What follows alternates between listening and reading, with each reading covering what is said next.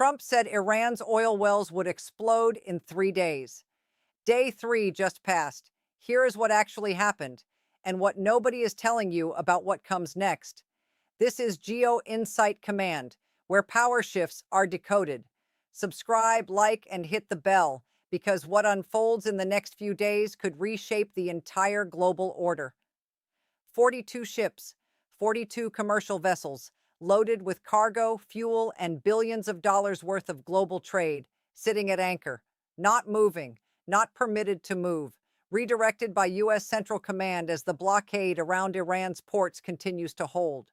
42 ships sounds like a number, but it is not a number. It is a signal. It is a message written in steel and salt water, broadcast to every government, every central bank, every energy ministry on the planet. And the message is this: the Strait of Hormuz is no longer guaranteed. The most critical maritime choke point in human history is no longer open for business, and the world has no plan for what happens next. But that is not the real problem. 3 days ago, Donald Trump made a statement that sent shockwaves through every intelligence agency from Washington to Beijing. He claimed with striking confidence that Iran's energy infrastructure, its oil wells, its pipelines, its production facilities could and likely would explode within days, not from a military strike, not from a direct attack, but from mechanical and geological stress building up as a direct consequence of the blockade.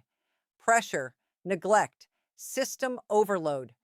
He framed it almost casually, the way a man frames something he already knows the outcome of. He said the wells could go. He said the timeline was short. He said 3 days. 3 days just passed. And here is what happened. Iranian Parliament Speaker Mohammad Bagher Ghalibaf stood before his government and smiled. He looked directly at the world and said, and these are the words that are circling every defense briefing room right now: 3 days in, no well exploded. A sitting head of parliament openly mocking the President of the United States on a matter of strategic military credibility. That moment, that single moment, changes everything. Not because Iran was right or Trump was wrong, but because of what that exchange reveals about where we actually are right now, about how fragile the psychology of this standoff has become, about what it means when both sides are now performing for audiences instead of negotiating in private rooms. This is where the situation gets dangerous in ways that most coverage is completely missing. Let us go back to the beginning, because context here is not background noise. Context is everything. The Strait of Hormuz is 21 miles wide at its narrowest point, 21 miles. Through that corridor passes roughly 20 to 21 million barrels of oil every single day. That is approximately 20% of the world's total liquid petroleum consumption moving through a passage that, if you stood at one end, you could see the other side on a clear day. Every major oil importing nation on Earth, China, Japan, South Korea, India, most of Western Europe, depends on that corridor functioning without interruption. Not occasionally, not mostly, every single day, without exception. The global economy has been built on the assumption that this strait stays open. That assumption is now broken, and the world is discovering, in real time, that there is no adequate backup.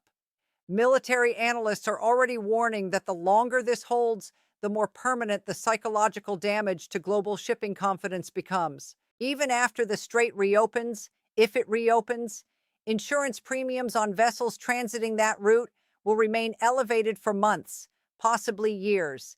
Shipping companies will reroute. Contracts will be restructured. Nations will begin emergency conversations about energy security that should have happened decades ago. This changes everything, not just for this week, but for the entire architecture of how the world moves energy. And we are only at day 3. Now let us talk about the 42 ships. U.S. Central Command redirecting 42 commercial vessels is not a routine maritime enforcement action. That is an active, aggressive use of naval power projection in one of the world's most sensitive sea lanes. Each of those vessels represents a commercial relationship, a contract, a cargo insurance policy, a port authority waiting, a factory somewhere in Asia or Europe or South America waiting on a shipment that is not arriving. Multiply that by 42. Then multiply it by every day the blockade continues. Defense experts understand that maritime disruption at this scale does not just create supply chain delays, it creates cascading financial events. Shipping futures spike, commodity prices become unstable, central banks begin emergency liquidity assessments. What looks like a geopolitical standoff in a body of water on the other side of the world begins arriving at your economy's doorstep within 72 hours of the blockade holding firm. And this is where things get worse. Peace negotiations are not just stalled. They are, by every credible account coming out of back-channel diplomatic sources, effectively deadlocked. The gap between what Washington is demanding and what Tehran is willing to concede has not narrowed. If anything, the public exchange, Trump's three-day explosion warning, Goluboff's public mockery, has made the gap wider. Because now both sides have said things on record that the other side cannot simply absorb without political consequence. When you publicly humiliate a negotiating partner, or when you feel publicly humiliated by one, the next move inside that negotiation becomes extraordinarily difficult. Leaders cannot be seen retreating. They cannot be seen blinking. And so the talks collapse not because of a single irreconcilable difference, but because the performance of strength on both sides has consumed the space where compromise used to exist. Intelligence reports suggest that back-channel communications between Iranian officials and American intermediaries have slowed significantly in the last 48 hours. That slowdown is the real alarm bell. When the back channels go quiet, it usually means one of two things. Either a deal is being quietly assembled at a level above the noise, or the situation is about to escalate in a direction that nobody has publicly acknowledged yet. The reality is we do not know which one it is, and that uncertainty is itself a form of crisis. Let us now address the explosion claim specifically, because this is being discussed everywhere without the full context, and the full context changes the meaning completely. Trump's suggestion that Iran's oil infrastructure could explode was not, on the surface, entirely without technical basis. There is a real phenomenon in oil production where extended shutdown of high-pressure wells, particularly those using certain types of extraction equipment common in Iranian fields, can, under specific circumstances, create pressure buildup that leads to equipment failure, leaks, and in extreme cases, rupture events. The mechanism is real. The risk, under a prolonged blockade with maintenance teams unable to operate at full capacity due to disruption, is a legitimate engineering concern. Military analysts who specialize in energy infrastructure warfare have raised exactly this kind of scenario in classified contexts for years. But here is the critical distinction that the public framing missed entirely. The difference between this could become a risk over time and the wells will explode in 3 days is not just a matter of timeline. It is a matter of credibility architecture. When you make a specific, dramatic, verifiable claim with a hard deadline, and that deadline passes without the outcome materializing, you have not just been wrong. You have handed your adversary a public relations weapon. Goluboff did not need military assets to score a victory in that moment. He needed a calendar, and that is exactly what he used. What this means is that the psychological terrain of this standoff has shifted. Iran walked away from day 3 looking more composed, more in control, more willing to absorb pressure than the American framing suggested. That matters. Not because of the wells, but because of how every nation watching this, China, Russia, Saudi Arabia, Turkey, India, recalibrates its assessment of where the leverage actually sits. And that recalibration is where the real danger lives, because the real issue is something deeper than a 3-day deadline that passed quietly. The real issue is that the United States has now entered a phase of this standoff where its credibility is on the line in a very specific, measurable way. Every day, the blockade continues without a decisive outcome, without either a negotiated resolution or a kinetic escalation that achieves a clear strategic objective, is a day that the posture of American power in the Persian Gulf looks increasingly expensive and decreasingly effective. That is not an anti American statement. That is a structural reality of how coercive diplomacy works. Pressure only functions as leverage when the pressured party believes the pressure will increase or transform into something worse.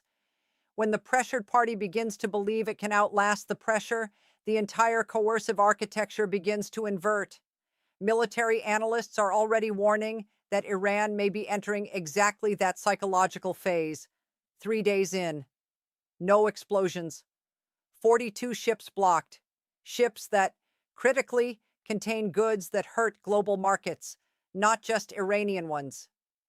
The longer this holds, the more the economic pain becomes bilateral, not just Iranian pain. American allies in Europe and Asia are watching their energy markets convulse. Their political leaders are fielding domestic pressure. That pressure flows back to Washington in the form of diplomatic calls, quiet requests, back-channel urgency. The coalition of nations willing to hold the line indefinitely is not as solid as the initial posture suggested, and Tehran almost certainly knows this. Now let us examine the options, because this is the part that nobody wants to say out loud clearly. Option 1 is negotiated resolution. Both sides return to the table, make significant concessions, and announce some form of agreement that allows the strait to reopen and the ships to move. This sounds straightforward. It is not. For Washington to negotiate now, after the public exchange of the last 72 hours, it needs a face-saving framework, something that allows American leadership to claim a victory even while making concessions. For Tehran to negotiate now, after Ghalibaf's public mockery landed as a domestic political win, the government would need to explain to its own population why it is compromising with a government whose credibility it just publicly dismantled. The political cost of concession on both sides has risen dramatically in the last 72 hours, not because the substance changed, because the performance changed. Negotiated resolution remains possible, but the pathway to it just became significantly narrower and significantly more expensive for both parties. Option 2 is continued blockade with escalating economic pressure. Washington maintains the blockade, tightens the noose, and waits for Iranian economic stress to force concessions. The theory is sound in principle. Iran's economy is already under severe strain from years of sanctions. Additional pressure from a maritime blockade could, in theory, push the situation toward breaking point. But the timeline matters enormously here. Economic pressure of this kind does not produce rapid capitulation from governments with strong internal security apparatus and high tolerance for popular suffering. It produces slow erosion over months, sometimes years. And during those months, the global economy is not a passive observer. Every week the strait stays closed is a week that oil markets price in risk premium, shipping routes lengthen, and allied nations begin making independent energy arrangements that reduce their dependence on the structures Washington wants them to remain inside. The blockade as long-term strategy has a clock, and that clock is ticking in multiple directions simultaneously. Option 3 is kinetic escalation, a direct military strike on Iranian infrastructure, the very explosions Trump appeared to foreshadow. This option is on every defense planning table. It would potentially achieve rapid physical damage to Iran's energy production capability. It would definitively demonstrate American military resolve, but defense experts understand what comes next. Iranian response options include accelerated closure of the strait beyond current levels, activation of proxy networks across the region, retaliatory strikes on American assets in Iraq and Syria, and, most dangerously, direct engagement with Israeli territory in a way that transforms a U.S.-Iran standoff into a full regional war. The strike option does not end the crisis. It ends the current phase of the crisis and opens a new phase that is exponentially more expensive, more dangerous, and more difficult to exit. There is no surgical strike that produces a clean outcome here. The scenario trees all lead to the same place, a region in open conflict, with the strait still closed, energy markets in free fall, and no clear endpoint. Option 4 is international mediation. A third party nation, China, Turkey, Qatar, the UN, steps into the negotiating space and creates a framework that allows both Washington and Tehran to make moves they cannot make directly with each other. This has worked before in diplomatic history. It is not without precedent, but it requires something that is currently absent from this situation: a mediating power that both parties trust enough to genuinely commit to. China has relationships with Tehran and economic leverage, but Washington's willingness to accept Beijing as a neutral broker in a Persian Gulf crisis is deeply complicated by the broader strategic competition between the two powers. Turkey has played this role in other contexts, but lacks the weight to impose a framework on a US-Iran standoff of this magnitude. The UN is structurally incapable of moving fast enough to matter at the pace this crisis is evolving. International mediation is not off the table, but it is not close to the table either. Option 5, and this is the one that nobody wants to say clearly, is managed collapse. A scenario in which neither side achieves its objectives, the strait remains partially disrupted for an extended period, global energy markets permanently reprice, and the world gradually restructures its energy infrastructure around the new reality of a less reliable Hormuz corridor. This is not peace. This is not war. This is something the global system has almost no institutional preparation for: a slow, grinding, indeterminate crisis that does not resolve cleanly in either direction. No victory, no defeat, just sustained instability at the center of global energy supply with all the downstream consequences that entails.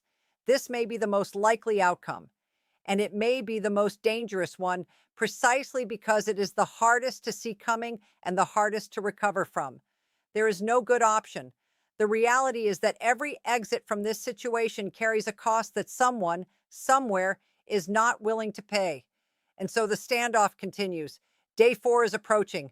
Let us now pull back to the global scale, because what is happening in the Persian Gulf right now is not isolated.